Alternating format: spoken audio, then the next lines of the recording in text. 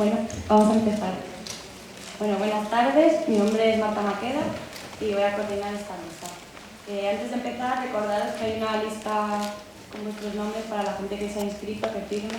para pedir el diploma o los 2 créditos.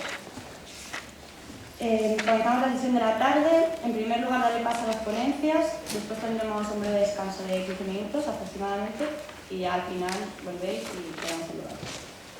Bueno, quiero dar las gracias a los 4 invitados: Laura Suárez, José Miguel Marinas, Juan Domingo Sánchez Stock y Jorge Alemán. Es un lujo para nosotros poder contar con estas 4 autoridades en el estudio de las relaciones entre psicoanálisis y política. Por supuesto, agradeceros a todos los presentes por vuestra participación.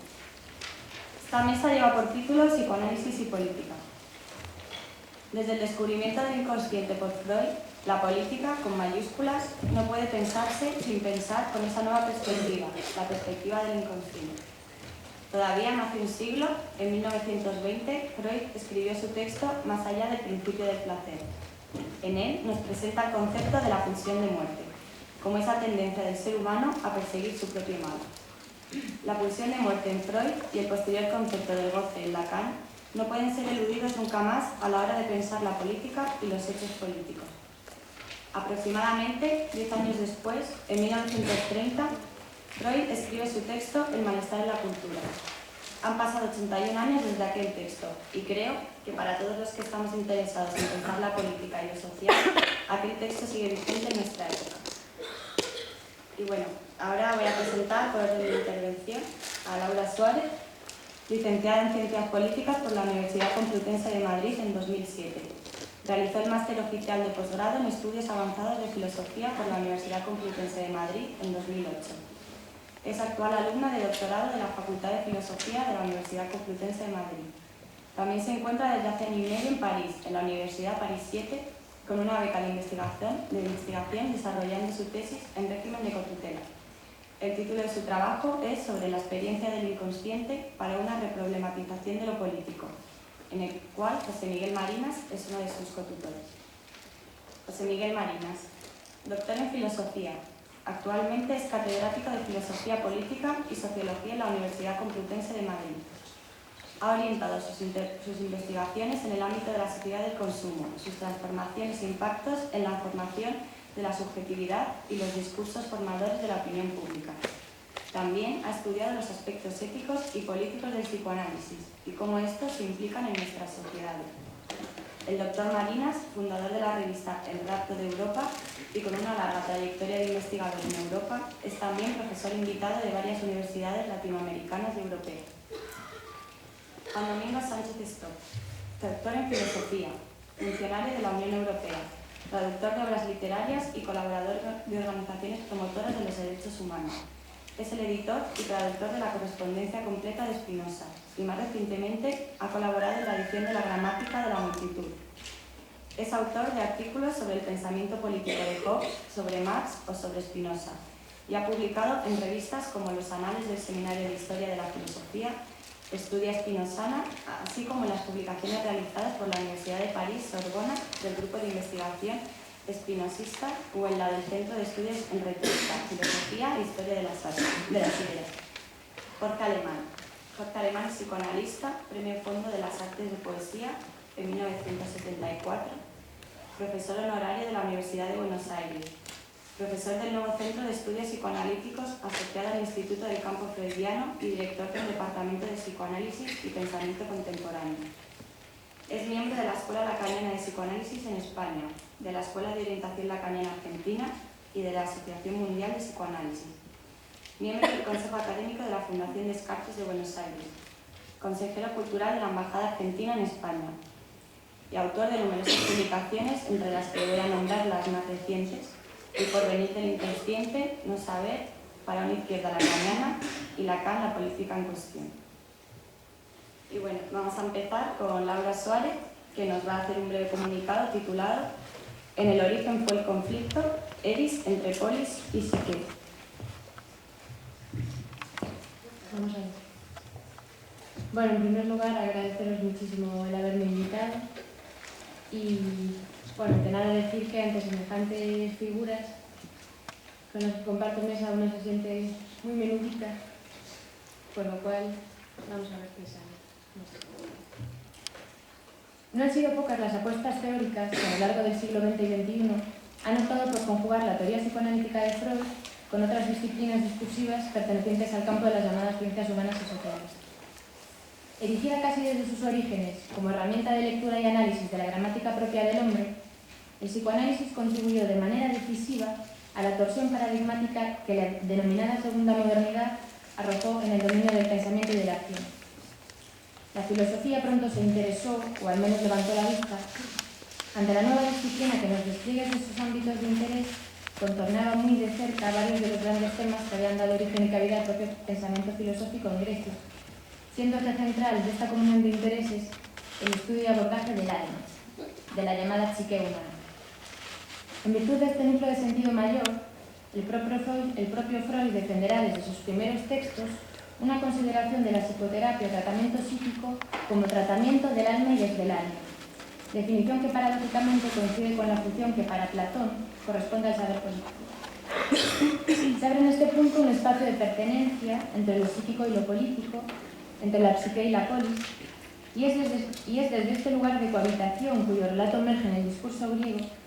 que se inscribe en mi propuesta de mostrar la importancia del discurso freudiano para pensar el espacio de lo político, así como de develar ciertos puntos comunes que la metapsicología comparte con la filosofía política griega, ubicando aquí como esencial el reconocimiento por parte de ambos del papel fundamental y ontológico que la presencia del conflicto cumple en la configuración del hombre. Discurso freudiano, entonces,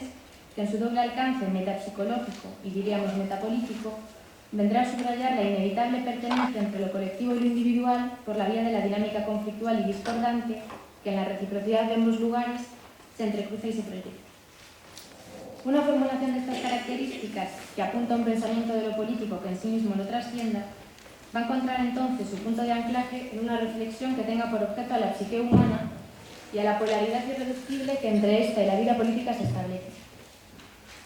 Hablamos de vida política en el sentido en el que los griegos la concebían, a saber, como vida que, a diferencia de la mera vida biológica animal, atraviesa al hombre como rasgo singular de su naturaleza lógica y actuante. La referencia griega se erige entonces como topos esencial de este planteamiento, y en este sentido nos acordamos a la opinión de aquellos, como Nicole Oro, Castoriadis o más recientemente Gansia, que entienden que la particularidad de lo político griego pasa por el reconocimiento del conflicto, de la división, como realidad esencial a la polis misma y como punto de mira de la reflexión filosófica establecida entre la analogía entre el individuo y la ciudad. La República de Platón es quizá el ejemplo más logrado de esta analogía y del lugar que en ella ocupa ese terrible mal que es la estasis, la guerra civil o conflicto intestino que tanto en el alma de los individuos como en el alma de la ciudad las emponzoña y las enferma hasta su degradación. De acuerdo con Platón, entonces, a diferencia de la guerra contra un enemigo exterior, Polemos, que además de reportar beneficios económicos y de prestigio, contribuye a reforzar el vínculo comunitario, la guerra entre griegos es entendida como mal de males e incluso como afrenta ilegítima al conjunto de la ciudad. Ante esto, se puede comprender que las largas reflexiones sobre los riesgos de la estasis y las recomendaciones para su prevención constituyen una parte esencial de los textos de la tragedia y de la filosofía política clásica, periodo en el que, en todo caso y en consonancia con el pensamiento arcaico anterior, la discordia en sus distintos alcances es presentada de continuo como situación de origen de la práctica totalidad de los fenómenos y realidades humanas. Pero hay que decir que las idas y venidas en los textos filosóficos entre lo individual y lo político trascienden el recurso a una mera analogía que pueda servir para evidenciar el modo de ser de ambos dominios a través de sus elementos comunes. El discurso griego en torno al hombre particular y a su agrupación necesaria en una comunidad que esencialmente le corresponde por naturaleza, se construye a partir de la consideración de la imbricación de ambas realidades, esto es, del reconocimiento del mutuo pertenecerse del individuo y la sociedad, sin el cual ni el uno ni la otra podrían ser pensados. Es a partir de esta relación irreductible que lo político va a ser concebido en su determinación conflictual y discordante, en su condición de atributo primordial de la naturaleza humana, que viene a traducir lo que precisamente de conflictivo y discordante hay en la misma. De esta manera, la psique, su topografía y su tipografía, se situará como la pieza inicial a partir de la cual va a armarse el puzzle del pensamiento filosófico relativo al vivir juntos de los hombres. De ahí que, siendo el centro de interés de la reflexión del espacio político de la polis, de ahí que siendo el centro de interés filosófico el espacio político de la polis, esta implique de suyo una reflexión sobre el espacio anímico de la psique. Y para profundizar un poco en esto, pienso que la referencia mitológica se nos impone. Eris, o la diosa de la discordia, hija de la noche según la teogonía de Hesíodo, y la insaciable hermana de Ares de acuerdo con Homero. Empédocles la sitúa como una de las dos fuerzas fundamentales que rigen el proceso del mundo junto con la amistad, concepción que Freud señalará como antesala mayor de sus pulsiones eróticas y de muerte, desde las cuales, sostiene el vienés, se explican todos los fenómenos de la vida. La pulsión en Freud, al igual que la política para los griegos, pertenece a las cosas que por su especial configuración y determinación podrían ser catalogadas como singulares comunes. Ambas son parte de la naturaleza humana, resultado de la especial constitución de los hombres y mujeres como seres de decir y seres de deseo, los cuales, además, por estar arrojados a una muerte inevitable, deben organizarse en comunidad para asegurar su supervivencia. La pulsión y la política, entonces, siendo propias e indisociables de la naturaleza de cada uno, aunque engorrosas en ocasiones, ambas resultan ineliminables, toman cuerpo y se despliegan en lo común del vínculo con los otros. Los animales tienen instintos y poseen un carácter social que vendría definido, según Aristóteles, por su capacidad de foné, esto es, demostrarse mutuamente estados de placer y de dolor. Frente a ellos, los hombres poseen pulsiones y un carácter político que da forma a su sociabilidad a través de la publicidad del logos, palabra razonada por medio de la cual podemos, de acuerdo con el filósofo, discutir sobre lo justo y lo injusto, lo conveniente y lo inconveniente, y de este modo desarrollar nuestra naturaleza y actualizar a la organización de la ciudad. Podríamos incluso decir que la organización social de la pulsión es el fin y el fundamento de la política, o también que la política es la organización de la sociabilidad de la pulsión entendida en su dualidad freudiana, ya que por los mismos rasgos del hombre que acabamos de señalar, y al igual que el lenguaje que lo determina es un sistema de diferencias, la pulsión implica de suyo una alteridad que, ya sea por el choque o aleación con otra pulsión, o ya sea por el encuentro con la realidad ocupada por el otro, hace que su mínimo deba ser situado en dos. Asimismo, y de acuerdo con Freud, las pulsiones solo se nos harían visibles a través de ideas investidas de afecto, ideas que además empujarían hacia un otro objeto que como tal les permita alcanzar su fin, a partir de lo cual se desprende que el afecto del odio en sus diversas manifestaciones debe ser encuadrado como elemento originario del dispensario afectivo de los individuos. Sobre ello, Freud escribirá que lo concerniente a la relación objetual del sujeto, a saber, en su relación exterior con el mundo y con los otros hombres que lo ocupan, el odio es más antiguo que el amor,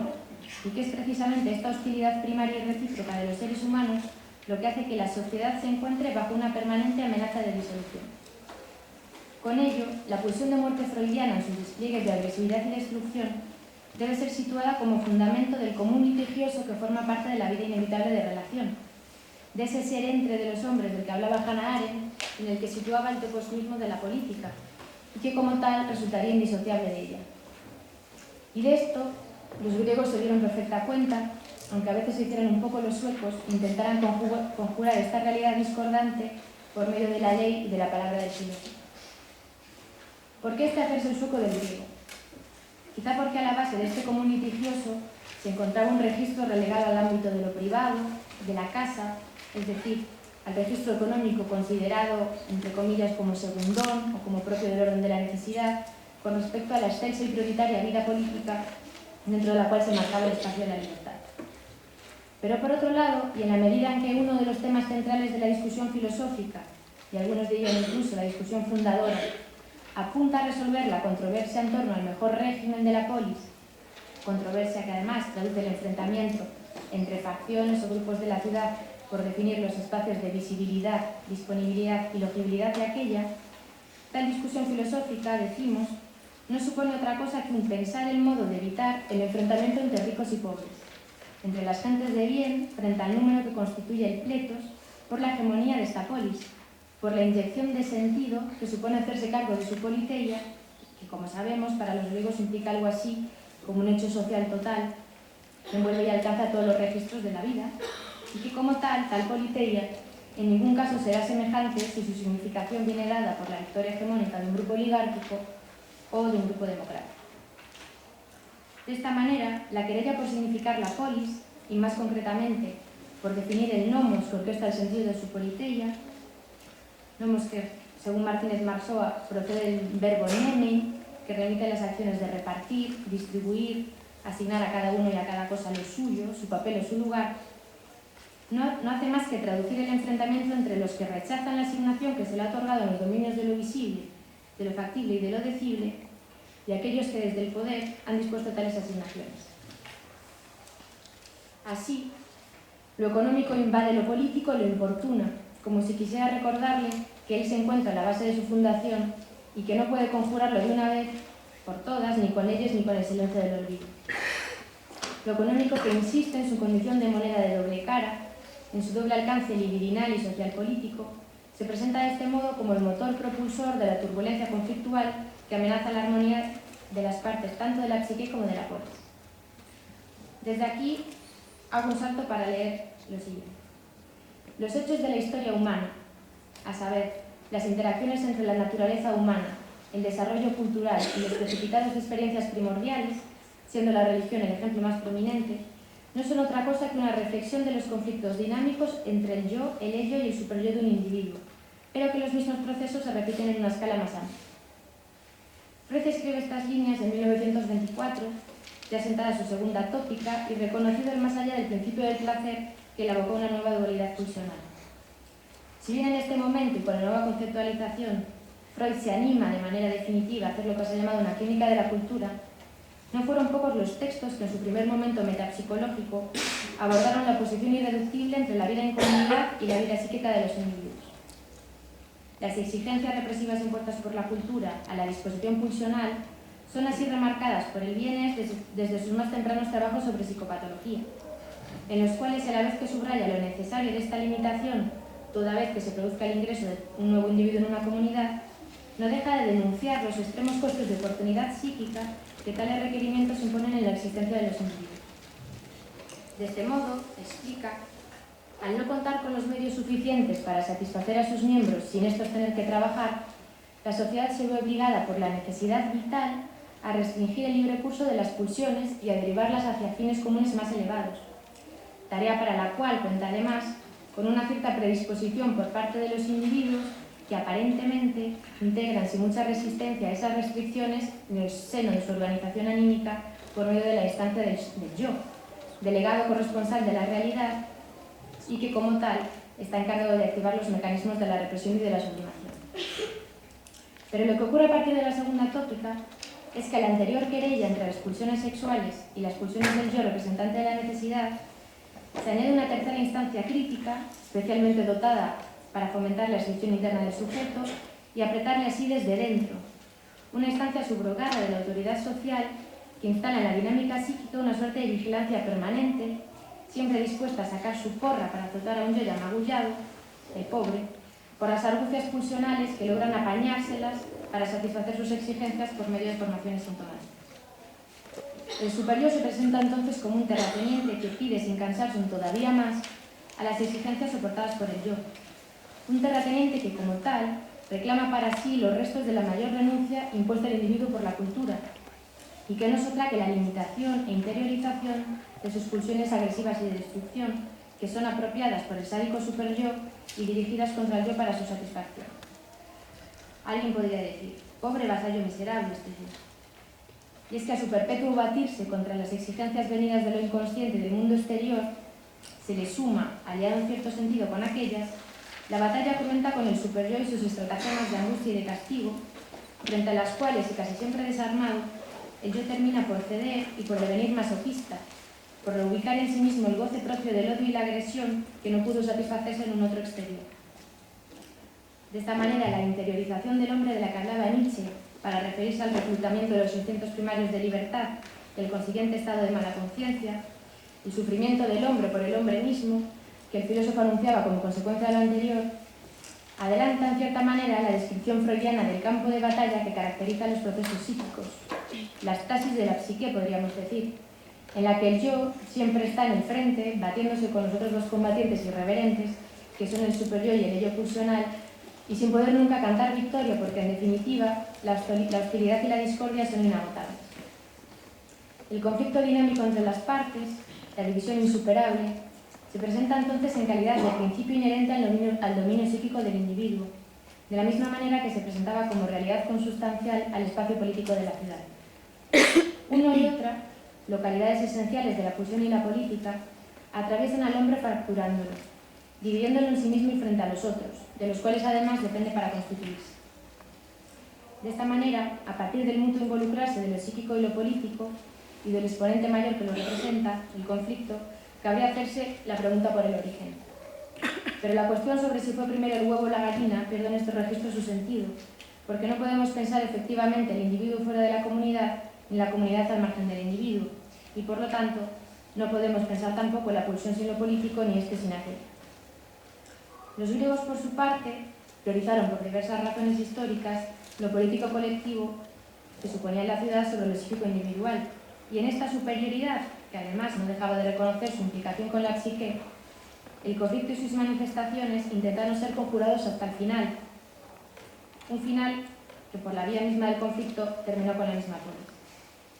Por su parte, la investigación freudiana construida sobre el dominio de lo inconsciente y desarrollada en un proyecto metapsicológico devolvió la legitimidad al conflicto y a su estatus de realidad ontológica de la existencia de los hombres, y reforzó tal legitimidad al señalar el contenido colectivo de lo inconsciente y la consecuente dignidad del sufrimiento humano resultante de su involucración inevitable con lo común. Por ello, de la metapsicología freudiana se desprende un poderoso instrumento para pensar y comprender lo que de hostil, violento y mortuorio contiene el registro de lo político comunitario, y con él lo que de la felicidad del hombre resulta incompatible con su sociabilidad organizada. Eris, responsable de una de las batallas entre diosas más famosas del Olimpo, deja caer como entonces su famosa manzana allí donde no se la reconozca como invitada.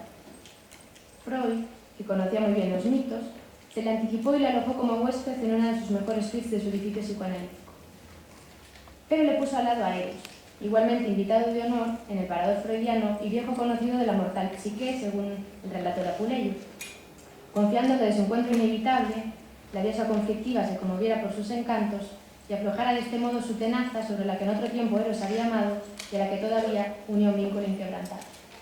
Voilà.